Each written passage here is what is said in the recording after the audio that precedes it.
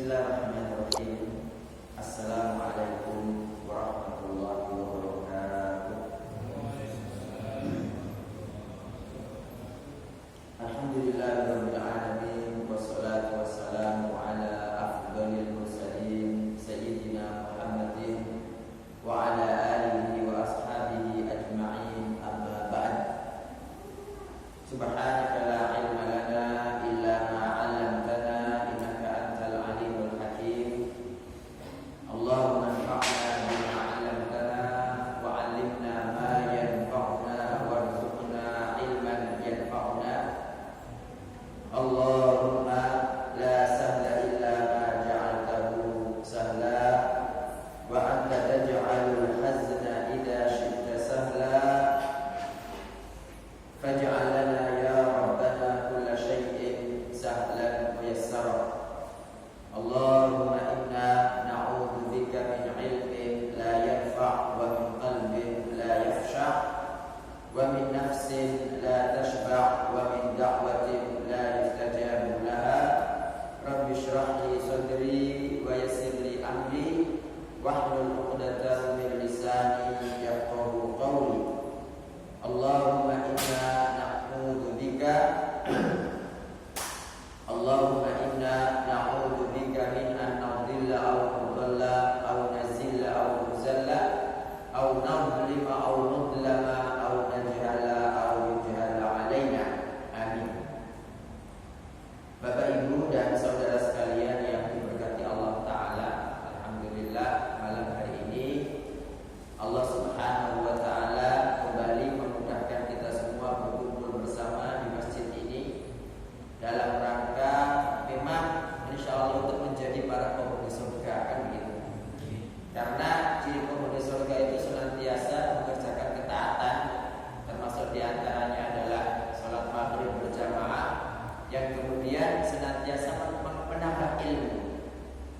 Kalau Rasulullah Sallallahu Alaihi Wasallam saja yang beliau itu setiap pagi petang, siang malam wahyu turun kepada beliau, ya, itu tetap diperintahkan mengucapkan Rabbi zidni ilma. Kalau beliau yang seperti itu, maka bagaimana dengan kita semua?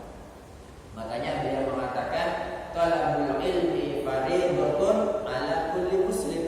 Menuntut ilmu adalah kewajiban setiap muslim. Jadi dengan kita berkumpul bersama di sini Bapak Ibu dalam rangka tafaqquh fiddin, dalam rangka talabul ilm, ini adalah suatu ibadah yang sangat menyampaikan pelakunya ke dalam surga.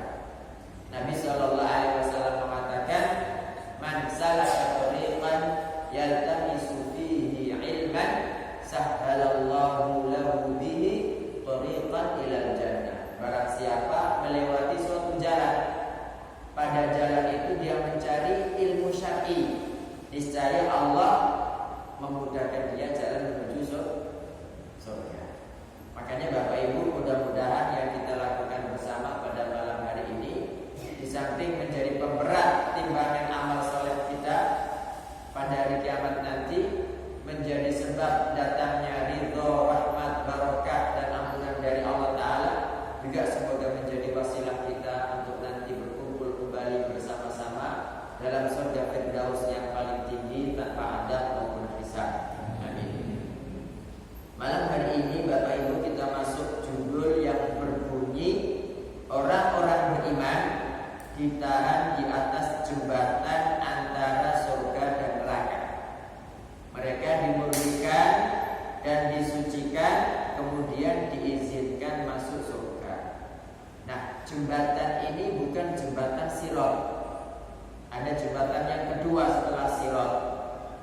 Jadi jembatan Sirat ini adalah ketika seseorang keluar dari padang mahsyar, kemudian berada dalam kegelapan, kemudian melewati jembatan Sirat. Kalau sudah melewati jembatan Sirat ini, pasti termasuk penghuni surga. Nah, cuma kadang-kadang nggak bisa langsung masuk surga Bapak Ibu. Disebutkan pada pertemuan yang lalu, bulan lalu pertemuan bulan lalu, Nabi Shallallahu Alaihi Wasallam itu, jadi mereka ketika masuk, ya, ketika mereka berada di halaman surga, ingin masuk surga, surganya masih tertutup, masih terkunci, mereka tidak bisa buka.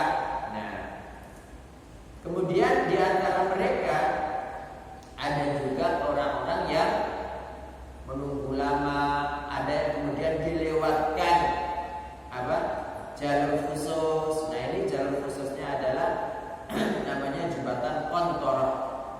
Ya, sebetulnya dalam bahasa Arab sirat jembatan, Qantarah juga jembatan, Jisr juga jembatan, gitu kan? Nah, sebenarnya jembatan, cuma ini namanya Qantarah dalam bahasa hadisnya. Saya bacakan. Jika orang-orang beriman sudah melewati sirat, ya, dan mereka selamat dari neraka, maka mereka diberhentikan. Ini tidak semuanya, Bapak Ibu, tidak semuanya. Barang siapa diberi izin oleh Allah untuk masuk surga, maka mereka masuk surga. Nah, kecuali orang-orang yang mempunyai kezaliman terhadap saudaranya. Ini yang bikin lama. Mereka ditahan di atas jembatan antara surga dan neraka agar sebagian mereka menuntut balas kepada sebagian yang lain. Kezaliman kan ada 3 macam. Zalim kepada Allah dengan melakukan kekufuran atau kesyirikan. Kalau pelaku tidak bertaubat, selama-lamanya dalam neraka. Kalau dia mati tanpa bertaubat, tidak akan diampuni Allah selama-lamanya. Zalim yang kedua adalah zalim kepada diri sendiri. Gak ada sangkut pautnya dengan orang lain, gak ada sangkut pautnya dengan Allah. Yang memang ada dia berbuat zalim kepada Allah, tapi gak sampai syirik begitu. Mungkin pernah tidak sholat, pernah tidak puasa tanpa uzur gitu. Nah, ini yang nanti Allah Ta'ala itu banyak mengampuni hamba, Bapak Ibu. Yang ketiga adalah kezaliman yang tidak akan ditinggalkan Allah sedikit pun, yaitu kezaliman yang terjadi di antara manusia. Manusia dengan manusia. Dengan binatang saja ada wanita masuk neraka gara-gara kucing. Binatang saja, kata Nabi SAW, itu nanti akan dihisab. Maka bagaimana dengan manusia? Binatang dihisab, iya. Nabi SAW mengatakan, la tu'addunnal huquqa ila ahliha yaumal qiyamah. Pasti kalian akan menunaikan hak-hak kepada para pemiliknya pada hari kiamat, hatta yuqada lisyatil jarha minasyatil qarna, hingga didatangkan kambing tidak bertanduk untuk mengkisos, untuk membalas kambing bertanduk yang dahulu menanduknya. Jadi binatang Bapak Ibu didatangkan oleh Allah Ta'ala.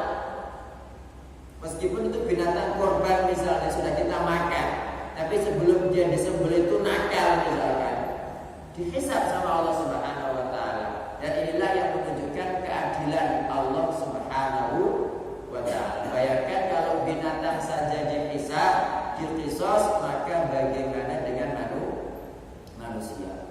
Dalam Al-Quran Allah mengatakan wa idzal wuhusyu husyirat.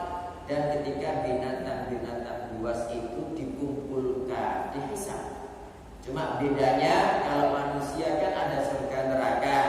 Kalau binatang-binatang itu Bapak Ibu setelah itu mereka disuruh setelah masing-masing saling balas membalas, mereka disuruh menjadi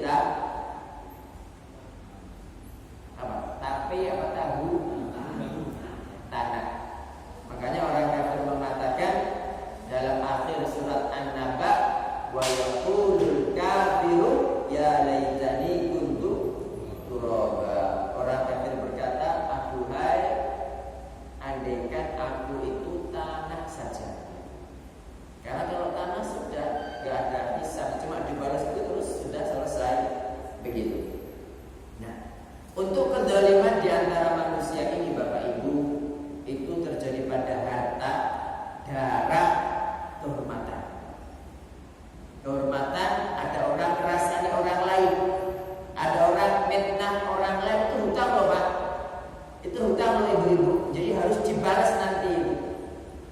riba.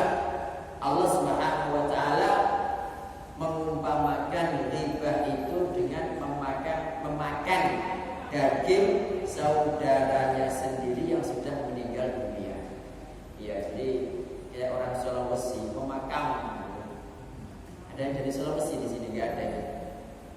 Ya, jadi memakan daging saudaranya sendiri. Ayuhibbu ahadukum ayyakula lahma akhihi maitan fakarihtumuh, kata Allah Ta'ala. Apa suka seseorang dari kalian memakan daging saudaranya yang sudah mati? Tentu kalian jijik terhadapnya. Tapi terjadi seperti itu. Banyak orang itu Bapak Ibu kuat sholat malam, ya, kuat berpuasa pada siang yang sangat panas, tapi itu menjaga lisan itu susah sekali. Ya, hati-hati makanya. Gara-gara riba itu orang pahalanya habis, ditransfer kepada orang yang dia ribai. Makanya kalau panjenengan diribai orang, bersyukur Allah. Kalau panjenengan difitnah orang, bersyukurlah. Dosa marah-marah, karena jenengan itu mendapatkan transferan pahala gratis tanpa harus susah-susah. Khalid bin Walid itu pernah dicaci maki orang sampai habis. Khalid diem aja. Setelah orang itu selesai ngomong, dia bilang apa? Khalid bilang, dia sahifatuk famla'ha ma tasha'. Itu loh lembaran catatan amal kamu sendiri, terserah kamu isi apa, begitu isinya. Jadi dicaci maki orang sampai habis, dia diem aja. Setelah itu dia bilang, hiya sahifatuka famla'ha ma tasha'. Itu adalah catatan kamu sendiri, catatan amal kamu sendiri. Balik-balik nang awakmu dhewe, terserah kamu. Kamu isi yang gimana terserah kamu, bukan milikku kan, begitu maksudnya itu. Nah, hati-hati Bapak Ibu, kehormatan. Kadang kita tuh mudah sekali ngerasani orang. Majelis ya, kalau nggak ngerasani orang nggak enak, kurang garam katanya gitu. Nah, padahal itu bahaya sekali. Itu ciri apa? Sebab seseorang mendapat siksa kubur, itu riba. Ini masalah kehormatan. Fulan hitam, fulan cingkrang, fulan kurus, fulan koromatus, macam-macam semua, meskipun faktanya demikian, itu namanya riba. Nabi SAW bertanya kepada para sahabat, atadruna mal riba? Kalian tahu tidak apa itu riba? Mereka tidak ngerti. Nabi SAW mengatakan, dzikruka akhaka bima yakrah. Riba itu ketika Anda menyebut saudara Anda dengan sesuatu yang tidak dia sukai, meskipun faktanya demikian.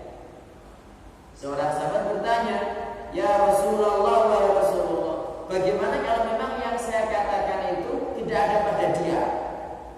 Kalau riba tadi itu kan faktanya kita omongkan demikian. Nah, ini enggak demikian. Kalau memang tidak ada pada orang itu, kata Nabi Shallallahu Alaihi Wasallam, faqad bahatta, sungguh kamu telah memperbuat yang namanya buhtan, fitnah. Dan fitnah itu dalam Al-Quran dikatakan wal fitnatu asyaddu minal qatl. Fitnah itu lebih berbahaya, lebih berat, lebih parah daripada membunuh. Ini masalah apa tadi? Kehormatan. Yang kedua, masalah harta. Kadang orang itu punya pegawai, waktunya gajian nggak dibayar-bayar. Punya pembantu, jadi tidak disanggupi THR, nggak dikasih-kasih gitu kan. Atau berhutang, sudah mampu bayar, nggak bayar-bayar. Ini bahaya itu. Malah ada orang itu yang pekerjaannya hutang, ya, pekerjaannya minjem tapi tidak pernah bayar-bayar. Nah, pernah pada zaman Nabi itu ada seorang wanita Makhzumiyah. Ya, wanita Makhzumiyah yang mau dipotong tangannya sama Rasul Sallallahu Alaihi Wasallam. Itu kenapa? Karena dia tuh minjem, tapi kemudian nggak dikembalikan, dia pun punya dia. Nah, kemudian para sahabat itu kalau, waduh ini kan orang terhormat ini, dari kalangan Quraisy, dari Bani Makhzum begitu kan. Akhirnya siapa yang bisa melobi Nabi ya biar nggak dipotong tangannya?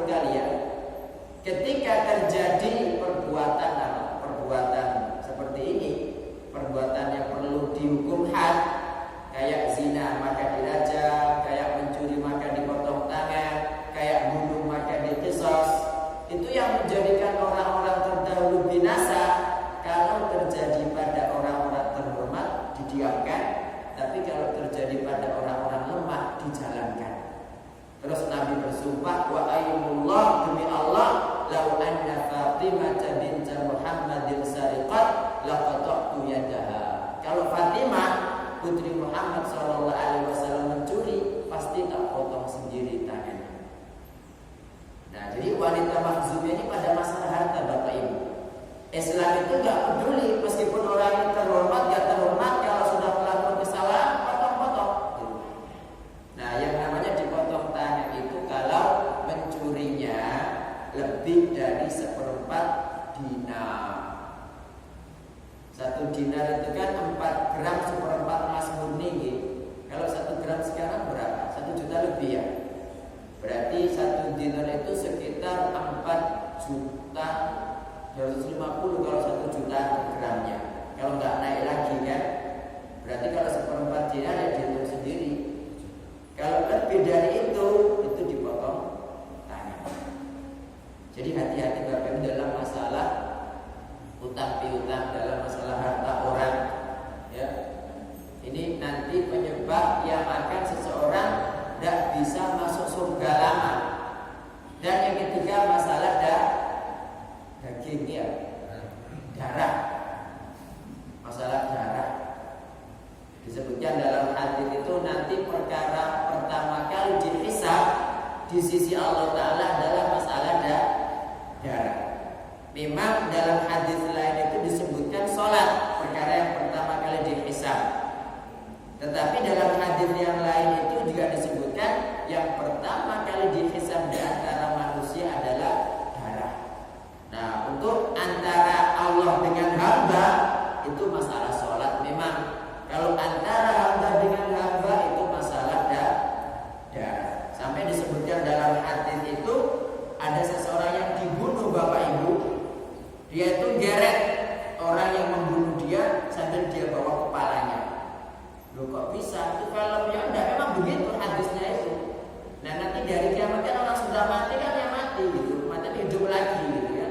Jadi sambil bawa kepalanya gelandang ya, gelandang orang yang membunuh dia.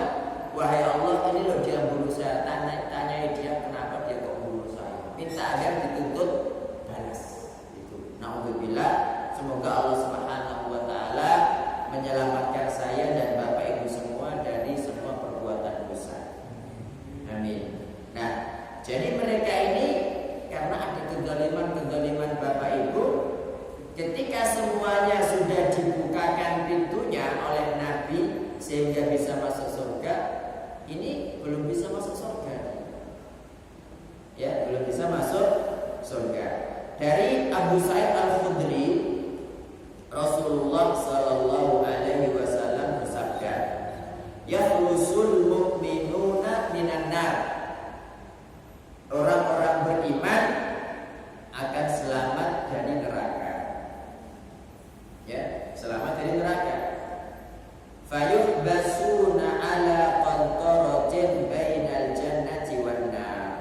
Kemudian mereka ditahan di atas jembatan ala qantarah, ya, di atas jembatan bainal jannati wan nar, antara surga dan neraka. Fayuqtasu li ba'dihim min ba'd. Maka sebagian mereka disuruh menuntut balas kepada yang lain, madzalimu kanat bainahum fid dunya, atas kezaliman-kezaliman yang dulu pernah terjadi di antara mereka di dunia. Itu lama itu Pak. Makanya sampai pada akhir surat An-Nazi'at itu kan dikatakan ka'annahum yawma yarawnaha lam yalbathu illa asyiyatan aw duhaha. Seakan-akan mereka ya ketika hidup di dunia itu tidak menetap kecuali seperti asyiyah, petang, aw duhaha atau waktu duha. Saking lamanya di sana. Jadi umur dunia itu dibandingkan akhirat, kita kan tidak tahu umur dunia berapa. Wah, sebelum Nabi Adam itu dunia sudah ada kok gitu kan. Sampai kiamat itu berapa juta tahun itu kita nggak tahu gitu ya. Nah itu kalau dibandingkan dengan akhirat, Bapak Ibu hanya seperti sore atau petang, sudah atau petang, sudah atau duha. Saking lamanya.